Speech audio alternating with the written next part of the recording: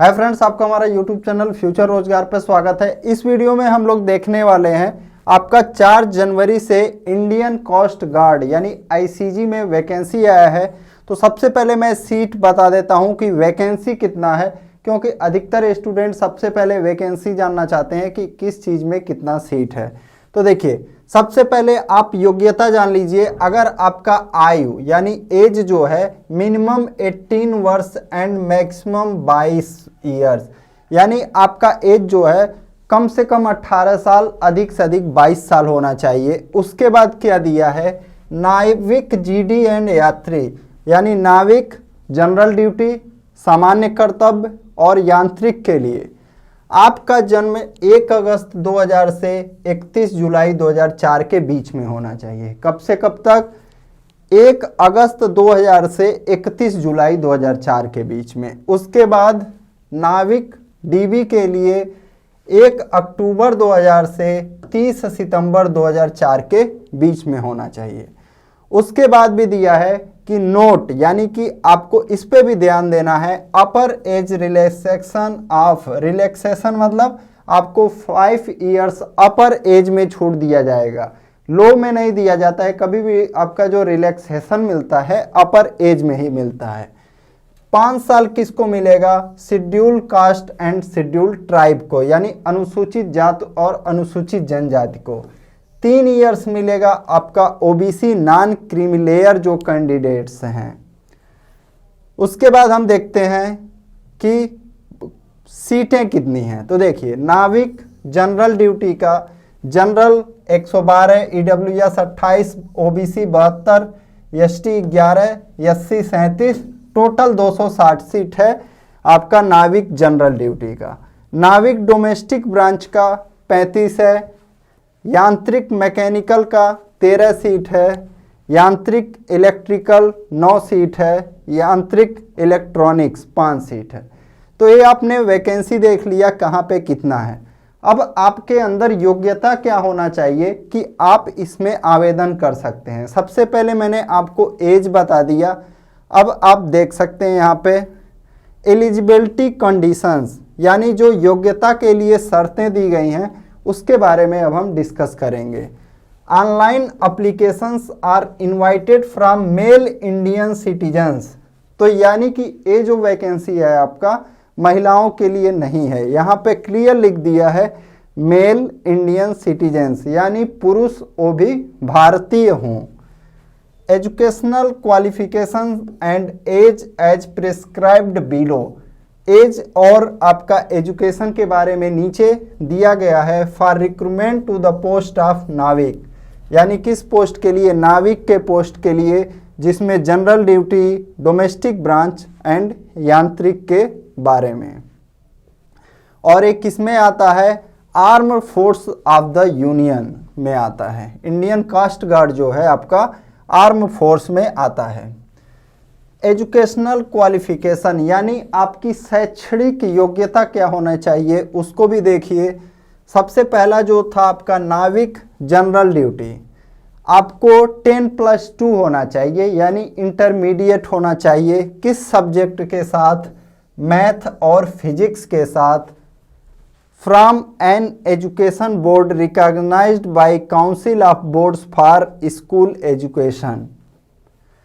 नाविक domestic branch में 10th आपको पास होना चाहिए। यांत्रिक में 10th class passed from an educational board. उसके बाद क्या दिया है आपका? एंड, यानी कि और क्या चाहिए आपको? डिप्लोमा भी चाहिए। जो आपके यांत्रिक के पोस्ट हैं इसमें डिप्लोमा भी मांगा गया है क्लास 10th के साथ। किस सब्जेक्ट में? इलेक्ट्रिकल, मैकेनिकल, इलेक्ट्रॉनिक्स, टेलीकम्युनिकेशन या radio and power. Engineering of duration 3 or 4 years approved by AICTE। अथवा यहाँ पे क्या दिया है? यहाँ पे देखिए क्लास 10 के साथ और दिया था, यानी इसमें से या इसमें से 10th and 12th class passed from an educational board recognized by Council of Boards for School Education and Diploma in electrical, mechanical, electronics, telecommunication, engineering of duration 2 और 3 ईयर्स अप्रूव्ड बाय AICTE। यानी कि आपको अगर यांत्रिक के लिए भरना है तो क्लास 10th के साथ डिप्लोमा चाहिए, किसमें, इलेक्ट्रिकल, मैकेनिकल, इलेक्ट्रॉनिक्स या टेलीकम्युनिकेशन में, जिसका अवधि क्या होना चाहिए, 3 साल या 4 साल। लेकिन अगर आपका अथवा यहाँ पे भी दिया है 10th या 12th डिप्लोमा चाहिए साथ में, इलेक्ट्रिकल, मैकेनिकल, इलेक्ट्रॉनिक्स, टेलीकम्युनिकेशन 2 या 3 साल का। अब हम आते हैं आगे कि इसका प्रोसेस क्या होगा, सिलेक्शन का प्रक्रिया क्या होगा, चयन का प्रक्रिया क्या होगा। तो देखिए यहाँ पे कॉलम नंबर जो आपका 5 है यहाँ पे दिया है, the selection of recruits is based on an all India order of merit on their performance. यानी जो सिलेक्शन का प्रोसेस होगा ऑल इंडिया मेरिट पर निर्भर करेगा। कितने स्टेज होंगे, 1, 2, 3, 4। Explained in detail eight para 6, यानी पैरा 6 में इन चारों स्टेज के बारे में बहुत ही अच्छे से क्लियर किया गया है। तो अब हम लोग चलते हैं पैरा 6 में ही, वहाँ पे हमारा काम लायक चीज़ है। सबसे पहले स्टेज 1, क्या क्या सब्जेक्ट से आपके क्वेश्चन किस किस चीज़ में पूछेंगे जाएंगे उस पर हम लोग डिस्कस करेंगे। स्टेज 1 है आपका रिटन एग्जामिनेशन। तो देखिए सबसे पहला पोस्ट नाविक DB, क्या है, नाविक DB। सेक्शन 1 आपका पासिंग मार्क दिया है 30 नंबर UR, EWS और OBC के लिए, 27 SC ST के लिए। नाविक GD में 2 सेक्शन है आपके, सेक्शन 1 और 2, 30 और 20 नंबर पाना है UR, EWS, OBC को, और 27 और 17 नंबर पाना है यानी कि टोटल 44 मार्क SC ST को। सेपरेटली इज कंपलसरी, यानी आपको एक में 27 एक में 17 ये भी कंपलसरी है। इसके बाद यांत्रिक इलेक्ट्रिकल है, ये आप देख सकते हैं 30 20 27 17। अब हम यहाँ पे डिस्कस करते हैं कि किस में किस आपका कितना कितना पूछा जाएगा। तो देखिए यहाँ पे आपका section 1, section 2, section 3, section 4, section 5। तो सेक्शन 1 में आपका कितना मार्क होगा, 60 मार्क। अधिकतम कितने नंबर के होंगे, 60 नंबर। टाइम आपको दिया जाएगा 45 मिनट्स और क्वेश्चन होंगे 60 क्वेश्चन। मैथ 20 नंबर का, साइंस 10, इंग्लिश 15, रीजनिंग 10 और जीके 5 नंबर का। पासिंग मार्क यहाँ पे कितना है, 30 number UR, EWS, OBC, 27 SC ST के लिए। सिलेबस क्या होगा, जो आपका क्लास 10 का सिलेबस होता है वही। तो आप क्लास 10 के सिलेबस को अच्छे से पढ़ें अगर इस फॉर्म को अप्लाई करना चाहते हैं। फिर आ जाइए सेक्शन 2 में। सेक्शन 2 में सिर्फ आपका 25-25 क्वेश्चन नंबर का क्या हो जाएगा, मैथ और फिजिक्स हो जाएगा।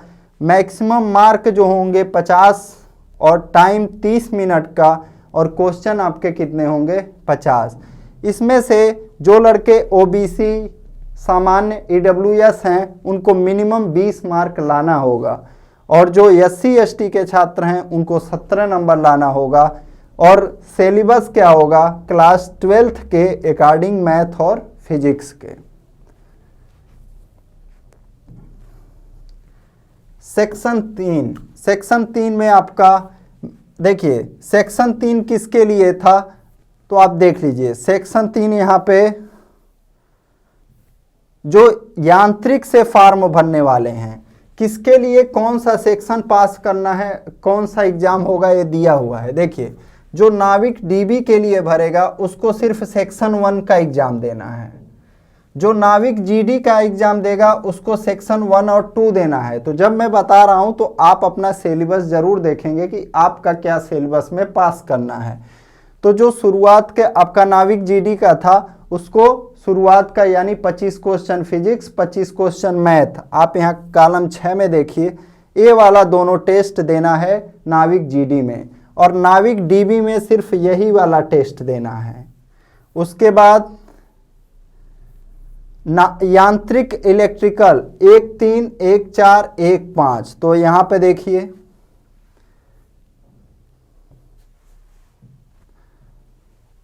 जो इलेक्ट्रिकल से भरेंगे, नाविक इलेक्ट्रिकल से, उनको सेक्शन 1 भी देना है, सेक्शन 3 देना है। जो लोग इलेक्ट्रॉनिक्स से भरेंगे सेक्शन 1 और सेक्शन 4 देना है। जो लोग मैकेनिकल से फॉर्म अप्लाई करेंगे उनको सेक्शन 1 और सेक्शन 5 ये 2 टेस्ट देने होंगे।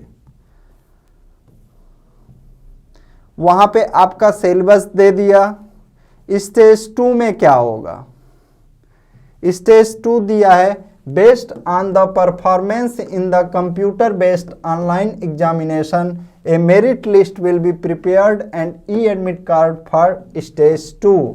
यानी कि जो आपका फर्स्ट पेपर होगा वो ऑनलाइन एग्जाम होगा और कंप्यूटर बेस्ड टेस्ट होगा और उसके मेरिट के आधार पर आपका स्टेज 2 का एडमिट कार्ड जारी किया जाएगा। will be issued as per the vacancies available and ratio decided by ICG। यानी कि ये जो रेशियो है एक सीट पे कितने बच्चों को सेकेंड पेपर के लिए बुलाया जाए ये इंडियन कोस्ट गार्ड निर्धारित करेगा, कोई और नहीं।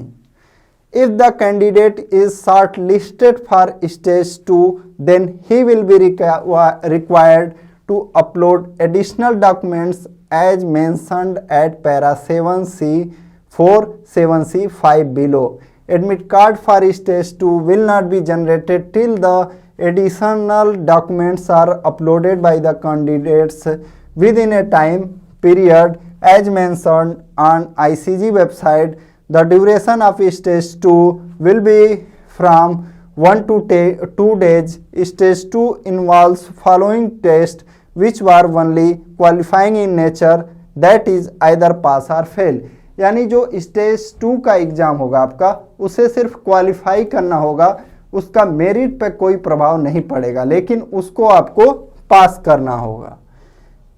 लेकिन एडमिट कार्ड आपका तभी जारी होगा जब आप पैरा 7C 4, पैरा 7C 5 का जो है डॉक्यूमेंट अपलोड करेंगे इंडियन कोस्ट गार्ड के वेबसाइट पे।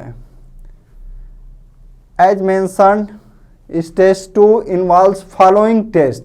स्टेज 2 में टेस्ट क्या होगा? देखिए, candidates undergoing PFT will do so at their own risk. All candidates are advised to be in possession of sport rig. यानी कि सभी स्टूडेंट को स्टेज 2 में जो है शूज के साथ, टी शर्ट के साथ, ट्राउजर के साथ जाना है। किसके लिए? PFT के लिए, यानी फिजिकल फिटनेस टेस्ट के लिए। सबसे पहले आपका क्या होगा? ये तीनों लगातार होगा। 1.6 किलोमीटर रनिंग आपको 7 मिनट में करना है। 20 आपको स्क्वाट अप्स करना है, यानी कि उठक बैठक करना है, और 10 पुशअप करने हैं आपको। और ये बिना किसी बीच में आपको ब्रेक नहीं दिया जाएगा, यहाँ पे क्लियर मेंशन है। डॉक्यूमेंट वेरिफिकेशन प्रोविजनली पास और fail. All the information provided in the online application has to match with all the original documents. यानी कि आपके ओरिजिनल डॉक्यूमेंट के साथ जो है मैच होने चाहिए जो आपने फॉर्म अप्लाई करते समय बताया है। तो ये आप देख सकते हैं। उसके बाद आपका मेडिकल एग्जामिनेशन लिया जाएगा। कितना दिन में? अगर आपको मान लीजिए मेडिकल में किसी को फेल कर दिया जाता है तो इम्पॉर्टेंट पॉइंट है 21 दिन के अंदर जो है उसको क्या करना है, फिर से रिव्यू वो कर सकता है। स्टेज 3 आपका कब होगा? ये डॉक्यूमेंट वेरिफिकेशन होगा आपका। देखिए स्टेज 3 में क्या दिया है? Based on the performance in stage 1 and 2 and all India merit list will be prepared and E admit card for stage 3। यानी फाइनल मेडिकल, जो आपका फाइनल मेडिकल होगा वो चिल्का यानी कि उड़ीसा में होगा। कहाँ? INAS चिल्का ओडिशा में। Will be issued as per the vacancies available and ratio decided by ICG। यानी ए रेशियो भी ICG डिसाइड करेगा। तो ये सब उसके बारे में दिया है। तो आप सबसे पहले जान लीजिए फ्रेंड, इसको अप्लाई करने का लास्ट डेट कितना है, क्योंकि यहाँ पे बहुत ज़्यादा आपको समय नहीं दिया है। आपका फॉर्म में स्टार्टिंग का और अप्लाई का बता देता हूँ। हाँ, यहाँ पे देखिए फ्रॉम 4 जनवरी से, यानी 4 जनवरी 11 बजे से 14 जनवरी 17 बजे तक ये आपके फॉर्म अप्लाई होंगे। तो आप जल्द से जल्द इन फॉर्म को ज़रूर अप्लाई कर दें और आपको मेरी तरफ से best of luck. Thank you.